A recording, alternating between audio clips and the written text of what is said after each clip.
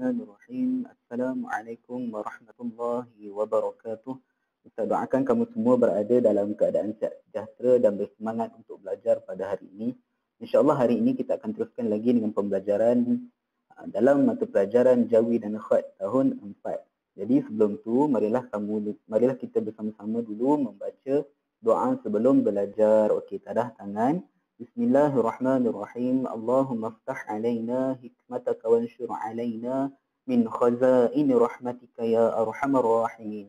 Amin ya rabbal alamin. Okey, insya-Allah hari ini kita akan teruskan dalam pembelajaran tajuk yang pertama, iaitu tanda bacaan. Juga kita dah belajar sebelum ni, jadi hari ini lebih kepada kita nak ulang kaji semula berkenaan dengan tanda bacaan.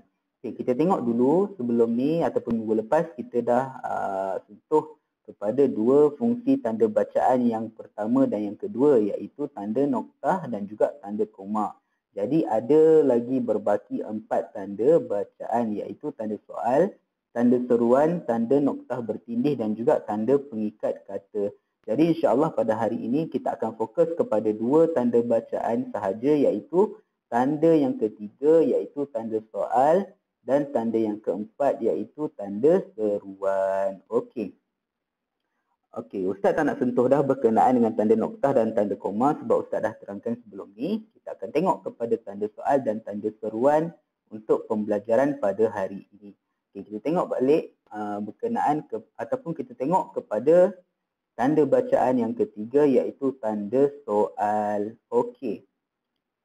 Untuk fungsi dan tanda bacaan tanda soal ni, Ustaz nak kamu keluarkan buku teks yang Jawi tahun 4 yang ni.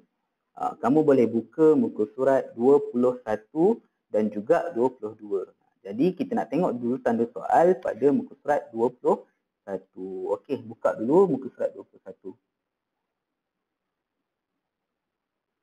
Okey, dah buka. Okey, kita tengok tanda soal iaitu ataupun dalam unit ketiga, tanda soal dan tanda seruan. Okey, yang pertama sekali kita sentuh kepada tanda soal.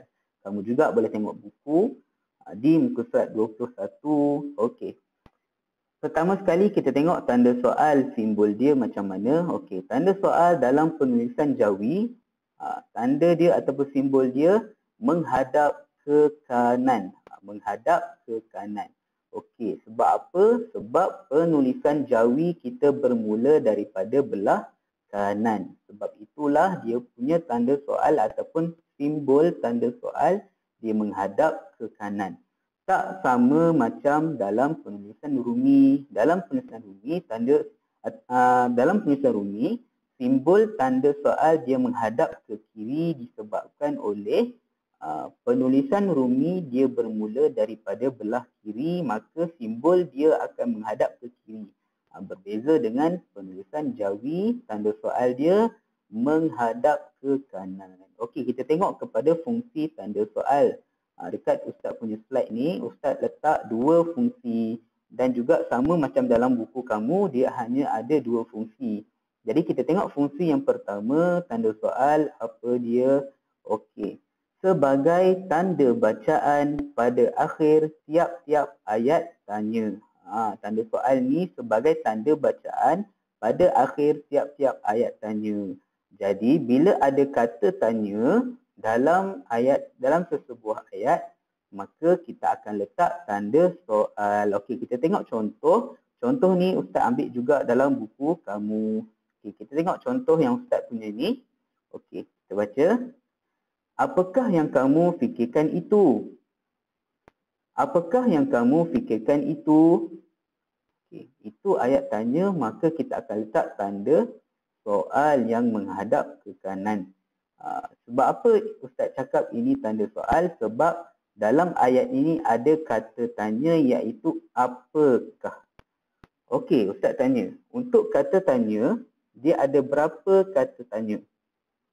Cuba jawab. Okey, kita ulang kaji sama-sama. Untuk kata tanya, dia ada 6 kata tanya. Iaitu yang pertama ialah apakah, siapakah, di manakah, bilakah, adakah, bagaimanakah. Ada 6. Okey. Ustaz ulang sekali lagi. Apakah, siapakah, di manakah, bagaimanakah, adakah, mengapakah. Itu 6. Okey, kalau Ustaz salah nanti Ustaz akan betulkan balik. Okey. Jadi bila yang ada kah kat hujung tu, itu adalah kata tanya. Maka kita akan letak tanda soal. Itu fungsi yang pertama, fungsi tanda soal. Kita tengok fungsi yang kedua juga, ataupun fungsi yang kedua, tanda soal ini tanda yang digunakan pada akhir ayat tanya sebelum tanda penutup kata. Tanda yang digunakan pada akhir ayat tanya sebelum tanda penutup kata. Okey. Kata ataupun simbol ataupun tanda soal ini, okey, kamu letak di dalam ataupun sebelum penutup kata yang melibatkan perbualan. Okey, contoh ayat perbualan. Maka kalau ayat perbualan dia akan ada tanda pengikat kata. Jadi kalau perbualan itu melibatkan kata tanya ataupun ayat tanya, maka kita akan letak tanda soal macam ni. Okey, kita tengok contoh. Ini adalah perbualan. Okey, apa yang kamu buat? Tanya Alif. Apa yang kamu buat? Tanya Alif. Okey. Ini adalah perbualan. Contoh ayat perbualan. Maka bila ayat itu ialah ayat tanya, kita akan letak tanda soal sebelum tanda penutup kata. Ni tanda penutup kata yang dua ni. Ini pengikat kata. Ini penutup kata. Boleh faham? Okey. Tengok balik tadi. Tanda soal digunakan sebagai tanda bacaan pada akhir tiap-tiap ayat tanya.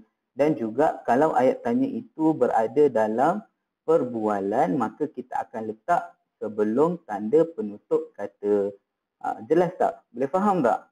Yang paling penting, tanda soal ini hanya digunakan bila ayat itu ayat tanya sahaja. Boleh faham?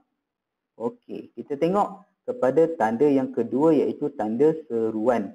Okey, tanda seruan simbol dia macam mana? Tanda seruan simbol dia ialah I yang terbalik. Juga sama dalam penulisan Rumi, tanda seruan dia juga I yang terbalik. Boleh faham? Sebab dua-dua sama. Ustaz rasa kamu tak tertukarlah kalau ayat itu ayat yang memerlukan tanda seruan. Okey, kita tengok fungsi tanda seruan yang pertama. Kamu boleh buka buku muka surat 22. Dalam buku dia ada 4 fungsi tanda seruan. Dekat sini Ustaz hanya bawakan 2 sahaja fungsi tanda seruan. Kita tengok fungsi yang pertama iaitu sebagai tanda untuk menunjukkan perasaan kagum. Tanda yang digunakan untuk menunjukkan perasaan kagum. Bila kamu rasa kagum, maka kita akan letak tanda seruan dekat hujung dia. Kita tengok contoh. Okey. Besarnya kereta kamu. Besarnya kereta kamu. Kita rasa kagum sebab kita tengok kereta dia besar, kita pun cakap besarnya kereta kamu.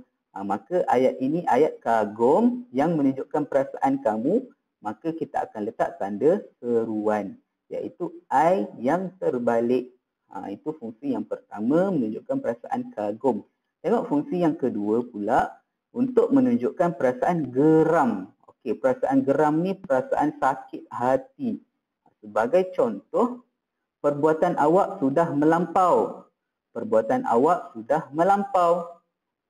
Bermaksud kita tidak suka perbuatan dia tu dan kita cakap perbuatan awak sudah melampau. Kita geram. Bila ayat tu ayat geram, kita akan letak tanda seruan iaitu I yang terbalik. Okey, boleh faham tak? 2 fungsi tanda seruan. Di mana tanda seruan ini hanya digunakan apabila ayat itu menunjukkan perasaan. Contoh, kita ada perasaan kagum, perasaan geram, perasaan sakit, perasaan apa lagi? Takjub. Takjub ni macam kagum lah. Dan sebagainya. Yang melibatkan perasaan, kita akan guna tanda seruan dekat hujung. Boleh faham? Okey, jadi untuk hari ini kamu dah jelas berkenaan dengan tanda soal dan tanda seruan. Jadi untuk minggu hadapan kita akan belajar yang berbaki 2 lagi. Okey, sampai di sini sahaja. Assalamualaikum warahmatullahi wabarakatuh.